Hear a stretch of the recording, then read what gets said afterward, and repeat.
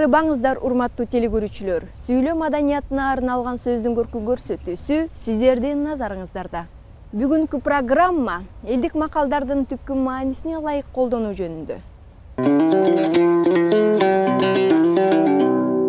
Элибиз сөзгө аяр мамиле жасап, сөздүн гүлүн терип, макалдаштырып сүйлөгөн деп көрүшкөн.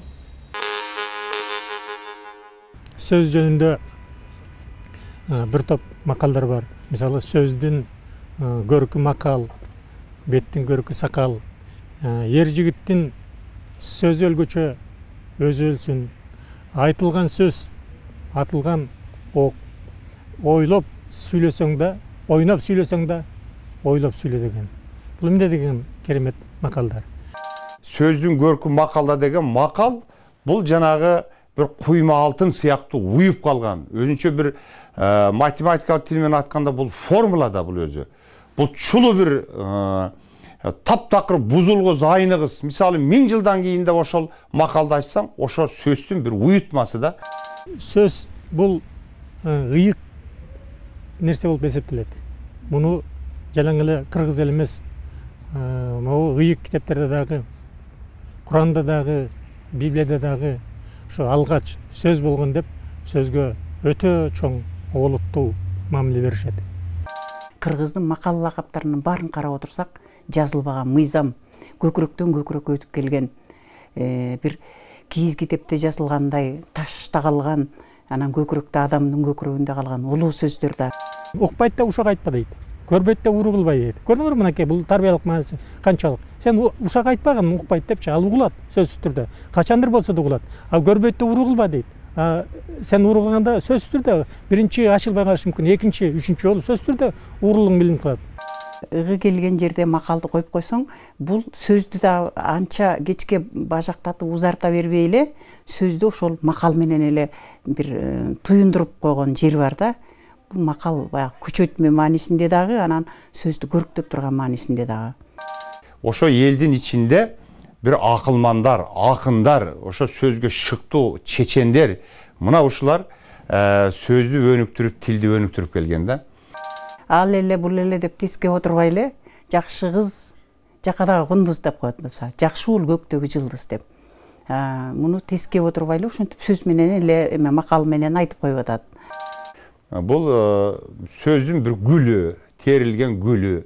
Эгерде bir алтынга салыштырсак, ал уютулган bir алтын, күмүш ушу сыяктуу. Сүйлөгөндө жанагындай bir макал лакаптарды кошпой, фразеологиялык айкалыштарды мындай көп колдонбой сүйлөйбүз да. Эмне үчүн жанагындай айтып атат, сөздүн көркү макал деп. Көрсө, жанагындай эгер кооз сүйлөш үчүн, ушу адамдарга bir жагымдуу болуш үчүн сөзсүз түрдө жанагындай макал лакаптарды, фразеологизмдерди, афоризмдерди кошуп сүйлөсөң, ал уккулуктуу да болот да. Сөздүн көркү макалда деген менен катар эле жаман эчки сакалчы, жаман киши макалчы дегендерди угуп калам. Бул жагдайды дагы баамдап көрөлү. Жаман киши өзү макал айта берсе керек, мындай тигиндей депчи өзүнүн эмесин биле албай эле. Анан кыргызда айтып коет, жаман эчкиге сакал өсөт деп. Арданып, сөзгө сынып калган кишинин жообу болсо керек да, ардангандан айткан сөзү. Мага окшоп балким сөздүн маанисин билбей эле балким сүйлөй берет да. Балким ошо адамдарга келген мамиле болуш керек бул сөз. Жаман макал айтам деп дагы бирдемеге чалына берет да бар. Кыргыздын кишилери, улуу кишилери болгон, макал айтканды сөзмөр кишилери болгон. Ал эми жаман эчки сакалчы деген ал сакал тегемеде деле бар да, текеде деле, эчкиде деле. Бирөө сындап, кемчилиги тияна бияна макал айтып, ушул жагынан жамандап айтылып калганбы дейм да. Аны билбейт экенмин, аны түшүнөт экенимди. Кээде бир сөздөрдү көбүрөөк сүйлөйт да, туура сүйлөп атам депчи. Ушунун айынан айтылса керек бул. Жаман адам макалчы деген ошондон го. Ал ойлойт, мен аябай жакшы сүйлөп атам, макалдатып сүйлөп атам дейт, бирок дээринде ал туура эмес сүйлөп атат. Ошондуктан ушул сөз айтылса керек. Мен негизи жаман киши көп сүйлөйт, ошон үчүн макалчы деп коет, ушундай болуш керек. Эчкиден негизи сакал болот да. Жаманда деле жакшысында деле болот болуш керек. Жаман киши макалчы болбойт. Улууну сыйласаң, ошо кишиден ызатын көрүп макалчы болосуң да. барар макалчы болот кыргызда. Анан жаман эчки сакалчы деп өзүм баа сакалдуу сезип, эчкилерге чөп жедирбей сүзүп, мен кыйын дегендей болуп барганда ошол сакалчы деп айтабы дейм да, оюм, мен өзүм оюм. Анын ичине алат. Эмнеге жаман киши макалчы? Билбейм, ошону андай түшүнөсүз. Жаман киши макал айта береби? Жок, жаман киши айтпайт да. Мисалы үчүн неме бар да, жана мудрецтер, эмелер бар да. Философторчу, алар жаман катарда эсептелбейт да. Көп сүйлөп, мондай сөз бербей, оо жок, мындай туура эмес сөздөрдү сүйлөп аткан кишини баягы сөзгө сындырган жаман киши макалчы, жаман эчки сакалчы деп дегенде тиги тык басылгандай кылып ушундай колдонгон сөз болсо керек да. Жаман киши макалчы дегенде баягы өзүн адам макташ үчүн көп макал лакаптар менен сүйлөйт да, баягы өзүн жакшы көрсөтүш үчүн, өзүн мындай акташ үчүн макал лакап менен. Акылдуу киши болсо мындай туура эле сүйлөйт да. Кандай ойлосо ошондой. Ошон үчүн жаман киши макалчы болот да. Сөз көтөрө турган, бири-бирине сөз көтөрө турган мындай тең туш курбу курдаштардын ортосунда айтыла турган сөз. Эми муну тамаш иретинде, какшы иретинде айтып коюшат да, кээде бир айрым адамдар макалдатып сүйлөсө, аны теңсинмеген бирөөлөр жаман эчки сакалчы жакшы, жаман адам макалчы деп коет. Ошонун сөзүн сүйлөп аткан сөзүн теңсинбейт. Анан ошондуктан ушундай сөз айтылат да. Жаман адам макалчы болбойт. Ошол макалдатып сүйлөп аткан адамды теңсинбеген адамдын сөзү да бул. Макалчы дегени ошол жабыратып сүйлөй берет, жаттап алган сөздөрүн айта берет, келишеби, келишпейби, негизинен анча-мынча шыгы бар адам, бирок орду жок.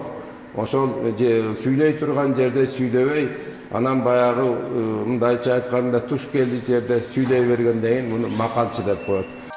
Жаман эчки сакалчы дейм, ошо жанагы эчкинин бир сакалын чоңураак эчкилер болот да, ошону мындайча баягы ошону ача керек. Анан жаман киши макалчы деп эмки бир макалды ордуна ылайыктуу болсо эле, ылайыгы жок болсо эле айта бергендер бар да. Ошон үчүн айтылып калса керек да. Макалды көп эле кишилер билет, бирок макалдын айта турган жери да бар. Ошондуктан кээде бир ушундай мындай айта турган абдан бир удулуу келип калат. Орустар айтканда моменти келип калат. Ошондо айтпасаң, чын айтканда сөз да өлөт, макал да өлүп калат. Ошондуктан муну жанагы жаман киши макалчыныкы сөзгө да өтпөйт, жукпайт, жүрөккө жетпейт. Эгер макалды дагы өз орду менен, чеги менен айтпай эле, болгон жерге деле, болбогон жерге деле макалды айта бергенде, ошондо жаман адам макалчы деп коет да. Чегин билбейт, өзүнүн ошол жерге, ошол сүйлөө учуруна, ошол сүйлөшүү жагдай шартына туура келбейби, ошого карабай эле макалдата бергенде орунсуз болуп калат да. Бул орунсуз сүйлөбөш керек деген макал да бул. Эч качан макалчы адам жаман болбойт ал. Макал деген, мен жана баш жагында айттым, бул сөздүн гүлү, бул сөздүн эң бир формулалары, бул уютулган, бул акыл. Анан ошол акылды макалдаштырып айтса, кантип ошол жаман адам болсун. Ал эч качан жаман болушу мүмкүн эмес. Бул жаман адамдардын чычалап жакшы адамдарга карата айткан сөзү. Макал эмне экенин билбегендер бар. Сөздүн орду менен сүйлөйүн деп сөздү орду менен таап айта билбегендер бар да. Анан кийин кимдир бирөө ошо сөздү ары бери чалды куйду кылып сүйлөп аткандай деп сөздү кырааты менен сүйлө. Сөз деген жаман сөз адамга октой тиет деп макал айтып койсо, анан ой, сөзүң жаман киши макалчы деп тиги таба албай калганына нааразы болгон эме айтып койгон сөздөн чыкса керек да. Бой узун бойлуу адамдар бар да, бой бийик адамдар бар, бою код адамдар бар. Анан код адамдар узун бойлуу адамдарга карап анан айтат да, теректей бой бергиче теменедей акыл берсин деп, туурабы? Ошол убакта узун бойлуу адам айтат, кыргызда бар да, балаң жаман да болсо бой узун болсун, бирөө менен уруша кетсе төбөзүнө бир коет деп. Мисалы да, ошондой эле дал эле ошол жакшы макалдаштырып айткан, макалды мыкты билген адамга карата макалды билбеген адамдын айткан сөзү деп ойлойм. Карап отурсаң жакшы сүйлөйт. Да бир нерсени айтып аткансыйт. Макалдаштырып, куюлуштуруп, мага бир нерсени айтып аткансыйт. Бир топко чейин оосуңду ачып карап турасың. А бирок баягы суу жукпагандай эле анын сөзүнө бир элди токтото турган, каниет алдыра турган, ошого мусап кылдыра турган, баш ийдире турган касиет жок. Макалдарды куйлуштуруп, биринин артынан бирин айта берет да. Мындайча айтканда, ошол макалдын өзү сүйлөп аткан сөздүн баркын түшүнбөй калган адамды ошол жанагы макалдын кадырын бузуп койгондо, же ошол макалды туура эмес пайдаланганда, же ошол макалды айтып туруп, жакшы макалды айтып туруп, жаман бир иш кылганда эчкиден бетер тыным албаган, тияка сөздү баштап, бияка сөздү баштагандай эле эркеч тияка койду баштап тынчытпай, бияка койду баштап тынчытпай айласын кетирет да. Ошо анан ал дагы кейпи кеткен тиги эме болсо керек, эчки болсо керек, ошондон баягы сакалчыл, анан берки жаман адам макалчыл деп эл жөн жерден чыкпайт да. Мындай маанигеде көңүл бура жүр деген сөз. Орунду айтылган макалды орду менен койсоң, анан ал сөздү күчүнө да чыгарат, анан өзүңдүн көкүрөгүңө дагы бир адепке тарбия берет, багыт берет, ишиңе жашооңо багыт берет. Ошон үчүн ар дайым ал тиги жаман эчки сакалчы, жаман киши макалчы деп айта берген туура эмес. Анткени эгерде макалды биле албаса, өзү макалчы боло албаса, макалчы болгон кишинин айтып кереги жок да. Өзү ошол жанагы макал айтып сүйлөгөн кишилерге жете албаган, макалчы мыкты адамдарга теңеле албаган адамдардын кошумча эле чыгармасы. Эч убакта макал менен сөз жаман болбойт, сүйлөшүү. Ошо макал айтып андан кийин жаман киши болуп калат макал айткан. А бирок макалчы дагы макалды билем деп эле кечке эле макалдатып сүйлөй бербей, аны орду менен баягы жарашыгы менен кийинген адамдай кылып, өзүнүн орду менен макалды коюп сүйлөсө, чындыгында сөз абдан көркүнө чыкмак. Макал дагы албетте бул мааниси бар, мазмунду чоң, мазмунду чыгарма. Демек аны дагы орунсуз колдонсо, ал дагы сөзсүз түрдө өзүнүн терс таасирин тийгизет деп атат да. Ошон үчүн макалчы деп атат да.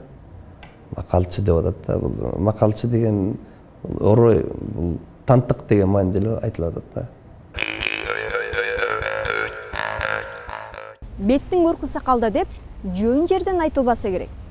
Сакал адамдын ажарын ачабы же курак жашын билдиреби? Илгери мисалы адамдын 40 жаштан өткөнүн ошо 40 жашка чыкканда эркек адамдар мурут койгон. Мына ошондон эле алыстан көргөн адам билген, бул 40 жаштан өткөн экен деп. Анан ошого карата өзү андан кичүүбү, улуубу ошого карата мамиле жасаган. Улуу болсо улуудай мамиле кылган, кичүү болсо кичүүдөй кылган. 60-тан ашканда эгер атасы жок болсо сакал койгон. Атасы бар болсо койгон эмес. Мисалы бир 70-терге чыккыча бир көрүнүп жолугуп калат да, туурабы? Бир адамдар тааны чоочун адамдар жолугушуп калат. Анан ошондо ошо карата анан мисалы үчүн өңүндө бир 60-тан ашып 70-ке барып калган адам. Мисалы сурайт, жашыңыз канчада сиздин кечирип коюңуз дейт да. Анан мисалы 70-темин десе, ой, атасы бар киши турбайсызбы, сиз бактылуу киши турбайсызбы деп ошентип көтөрүп сүйлөшкөн да. Анан эгер 60-тан ашканда эле өзү жаш көрүнүп анан сакал коюп турса, ой, канчага келгенсиз дейт. Анан 61-60-тамын десе, атаңызды тияка жөнөтүп жиберген турбайсызбы, же болбосо тең туштар болсо атасын жутуп алган бул деп ошондой даже мындай оройрак формада ушинтип айткан да. Анан жанагы сакалда дегенде анан бул карынын бул өзүнүн бир формасы, бет түзүлүшүнө атайын ылайыкташкан, жаш өзгөчөлүгүнө карата атайын бир алып жүргөн өзү бир формасы болгон. Ошон үчүн карынын көркү сакалда деп. Анан эми азыр албетте 90га чыгып деле сакалы жок болуп атат. 15-20 жаштагы балдар сакал коюп алып атат. Бул эми коомдун, бүгүнкү коомдун адамдын кебете кешпирине, улуттук жүрүм турумга болгон бир көз караштар өзгөрүп калды да. Ошон үчүн аны эмне үчүн сакал коюп алың деген эч ким жок. Ал адам укугу деп коебуз, азыр ошого таянып алып, эми азыр ар ким ар кандай жүрүп атат. Кыргыз эли сөздүн күч кудуретине ишенип, аны ыгы менен, чеги менен айтууга үндөгөн. Ар бир сөздүн өзүнүн энергиясы бар. Жакшы сөздүн энергиясы өзүнчө. Мисалы, жакшы сөз жан эритет дейт. Жаман сөздүн өзүнүн энергиясы бар экен. Жаман сөз жан кейитет дейт. Ошол айтылган сөз кайсы кимге гана айтсаң, ошо барып ошол адамдынбы же бир коллективдинби ошол жанагындай биология таласына, мына аурасына да коет да, баягы илимдин сөз менен айтканда, ошого барып тийип, же оң таасир берет экен, же терс таасирин берет экен да. Сөз дагы дары сыяктуу да. Эгерде туура эмес дары ичсеңиз ооруп каласыз да. Туура эмес сөз сүйлөсөңүз дагы ооруп каласыз. Дарыны көп ичсеңиз да ууланасыз. Сөздү көп сүйлөсөңүз да ууланат да, өзү ууланат. Ошон үчүн ошого карата айтылып атат да, жанагындай болуп. Ошон үчүн кыргыздар айтат, сөздү көп сүйлөсө тантык дейт, балчыкты көп сүйлөсө чалчык болот деп атат. Бунун баары тең жанагы илимге, маданиятка байланыштуу чекти билүүгө дагы алып келип атат да. Мисалы, илгери кыргыздар сөз менен, мисалы, бата менен дейт да, бата менен ушу бактылуу кылып, же болбосо бир каргыш менен адамдарды өлтүрүп койгон да учурлар болгон да. Мына сөз күчү ушундай да. Сөзгө биз өтө аяр мамиле кылышыбыз керек. Сөзгө бир мындай олуттуу мамиле кылышыбыз керек. Жаман киши макалчы болсо, жакшы адамдын бир кулагы укпай, бир көзү көрбөйбү? Мындай жагдайды да чечмелеп көрөлү. Эми көргөн нерсени балким ортодон ычыр чыгып кетпеш үчүн балким көргөн жокмун же билбейм деп коет да. Кулак укпайм дегенде балким ушак туура эмес нерселерге балким маани бербейт да. Өзүнө тескери кабыл алып коет да балким. Эми туура эмес нерсени кабыл албайт, өзүнө керектүү нерсени эле алат да.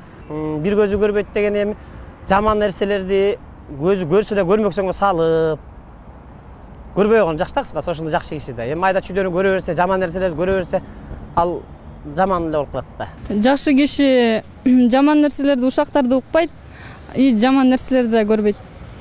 Жакшы киши ошондой болот да. Жаман кишинин ушак укса кулагы тикшийт, уккусу келет. Кээ бир укпай турган сөздөр бар. Аларды укпай эле көп көңүл бурбай кете берет. Жакшы кишинин, жаман кишинин бир көзү көрбөйт дедиңби? Бир көзү көрбөйт. Жакшы кишинин. Эми мына мен өзүм дерле бир көзүм көрбөйт. Бир көзүм көрбөйт. Чынын айтыш керек. Кулак укпайт, бир көзү көрбөйт. Жок, анда билбейм. Укса да укмаксан, көрсө да көрмөксөн болуп калат да. Ар кандай сөздөр айтылып калат да. Анан ошо сөздү кайталап айтканда башка нерсеге жетип калгандачы. Ал ыңгайсыз болуп калышы мүмкүн да. Мисалы, сиз мени жамандасаңыз, жок, менин досум жамандаса, мен айтып барсам а кишигечи, ал сизди жаман көрүп калышы мүмкүн да, чын эле мен ушундай ойдо жүргөн экен депчи. Ал менин ичимде калыш керек. Ушундай мааниде түшүнөм менчи. Эми ал жана уккан жерде калат деген сыяктуу, көргөн жерде калат деген сыяктуу да. Ушакчы болуп көргөндө ташып барбаш керек. Ошондой маани болуш керек. Уккан жерде, көргөн жерде калат деген сыяктуу болуш керек. Ушак айтканды укпаган киши жакшы да. Ошон үчүн бир кулагы дүлөй деп койсо керек да. Ушак уккан киши жаман болуп калат да. Ушак укпай, ушак укпаган кыскасы бир кулагы дүлөй деген ошол да. Жакшы адамдар жаман нерсеге көңүл бурбай коет да, букка тийбей өзүң сасыйсың дегендей, жаман нерсени укпай эле билбей эле койгон жакшы. Турмушта жашоо бүгүнкү кандай болуп атат? Бир жагы жакшы, бир жагынан жетишпегендик, бул кем дүйнө деген да. Бир жагы жетишсе, бир жагы дайым баягы кыргыз жакшыларыбыз жамандык, жакшылык чогуу жүрөт деген сыяктуу эле сөз деп ойлойм да. Ушакты укпайт, жаманды көрбөйт так. Ушакты укпайт, жаманды көрбөйт. Ошондой деп ойлойм. Бирөөнүн жаман нерселерин мындай сындагысы келбей, ошон бирөөгө жамандык каалабаган киши ушундай болсо керек да. Жакшы адамдын бир көзү көрбөйт, бир кулагы укпайт. Аны деген билбейт. Анткечин жаманчылыкка көбүнчө көзүн жаап коет болуш керек да. Анан мындай таарынычтарга көзүн жаап коет. Эде бир көз, эки көзү ачык болсо анан көп таарынычтар болот, көп жаман нерсеге кандай умтула берет да. Ошон үчүн бул эң жакшысы да. Бир көзү көрбөйт, бир көзү укпайт деген. Эми ал үй бүлөнүн ичинде келин кесек бар, жаштар бар, кичүүлөр бар. Мен бир үй бүлөдө бардыгы бар да. ошондуктан баардыгы эле өйдө ушул аталар, чоң аталар баардыгына аралаша берсе, кадырын кетирип коет.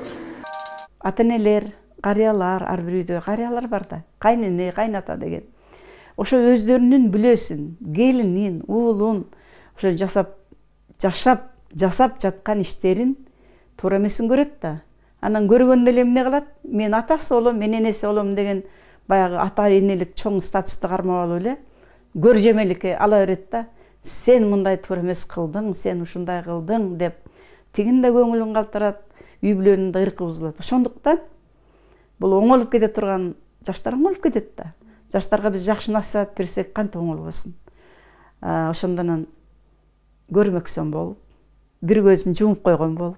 Анча-мынча келин-кезектен, балдардан кемчилик кетсе, көрмөксөн болуп коет. Муну ошол жанагы бир көзү сокур деген ошол керек болсо эки көздү эле жумуп коет. Эми жаш эмеспи, түзөлүп кетер деп.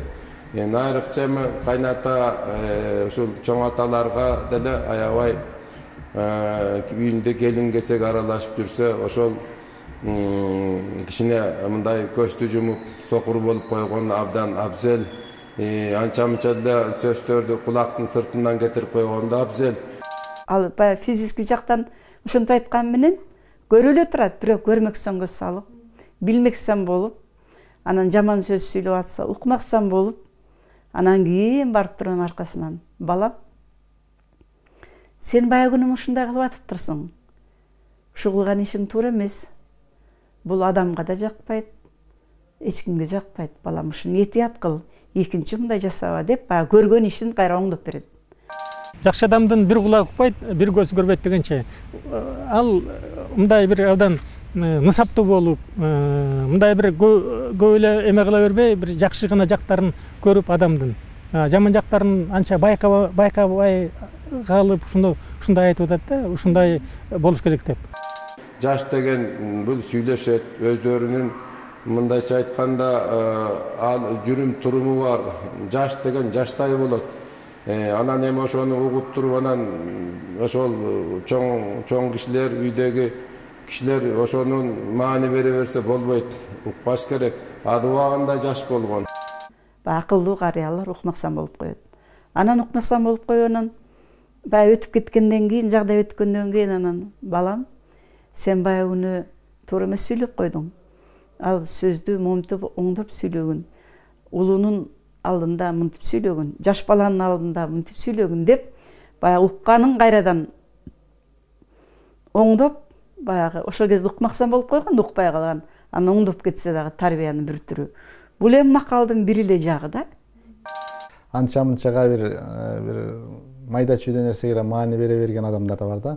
Анан көбүнчө кыргыздар мынтип коет го, жакшы карыптыр, кулак укпай карыптыр депчи. Анткени ошол адам ошо майда чүйдө нерселерге аралашпай, ошо өзүнүн бир курагына жараша бир үйдөгү бир ыпыр-сыпыр нерселерден бийигирээк болот да. Ошол сыяктуу эле адамдар, ошол жакшы адамдар майда нерседен бийик болгондугу ошол жакшы адамдын бир көзү көрбөйт, бир кулагы укпайт дейт.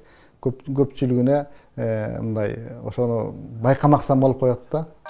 Анан ошо бир кулак укпаганы ошол мындайча айтканда, өзүнүн сабыры менен, өзүнүн ызатын, өзүнүн адамкерчилигин, өзүнүн улуулугун, өзүнүн кадырын да зоболосун сактай билгендиктен, ал чын эле керек болсо сокур болуп коет, керек болсо мындай айтканда керең болуп коет. Кээ бирлер ошол байкамаксан болгонун билбей калды деп сүйүнүп алышат да. Андай эмес. Ошол бийик адамдар, өзүнүн ички жан дүйнөсү кенен адамдар анча-мынча аралаша бербейт. Ошону байкамаксан болуп коет. Эми түшүнсөбүз түшүнөт, түшүнбөсө эмне кылайын эми? Буга айтсаң деле түшүнбөйт деп коет да. Ошондуктан ошол байкамаксан болуп койгонду айрымдар жанагындай деп түшүнүп алат. Ошо билбей калды депчи. А бирок жанагы айткандай жакшы адамдын бир көзү көрбөйт, бир кулагы укпайт деп коет да. Албетте өтө эле мындай баягы бир аша чапкан турмуштан мындай бир терс көрүнүштөрдү байкабай коюш мүмкүн эмес. Бирок кээде бир ушундай бир эмелер болот, баягычы эгерде ошол киши өзүнүн каталыгын сезип турса, билип турса, аны айтып, анан кийин кайра аны тиги жаман акыбалга калтырыштын зарылдыгы жок да. Бул байкамаксан болуп коюп, акырын бир күнү мындай өзүнчө бир мындай шарты келгенде акырын айтып койсоң болот да. Ошон үчүн айтат, баягы бир көзү сокур, бир кулагы керең болот деп. Жакшы деген аста-аста болот. Аста-аста болуп, мыкты кайненелер, билирмен кайненелер келген келинин акырын сыйпап сүйлөп, укмаксан болуп, көрмөксөн болуп, өзүнүн бүлөсүн тарбиялап алат. Ал эми бул ушундан өсүп отуруп, коомго чыгабыз.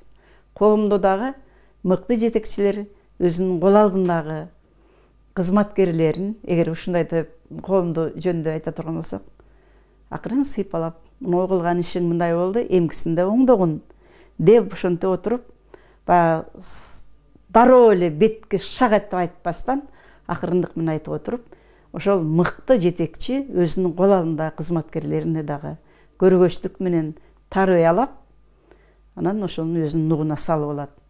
Мисалы ушул Ошто илгери иштеп кетти Султан Ибраимович деген улуу адам, ошо облусту башкарып, анан акырын эле сүйлөп, жанындагыларга акырын эле шыбырап койсо, ой болуптур деп эле кетип ишти аткара берчи. Ушул мына келип анан андай деле кыдырып, кайта көзөмөл салып артынан кууч эмес, айттыбы аткарып койчу. Демек бул адамдын зоболоосу аябай бийик болчу. Бүтүн кыргыздар айтат. Ушу айрыкча түштүктүн эли айтат. Ушу Султан Ибраимович шыбырап эле койсо аткара берчи элек дейт.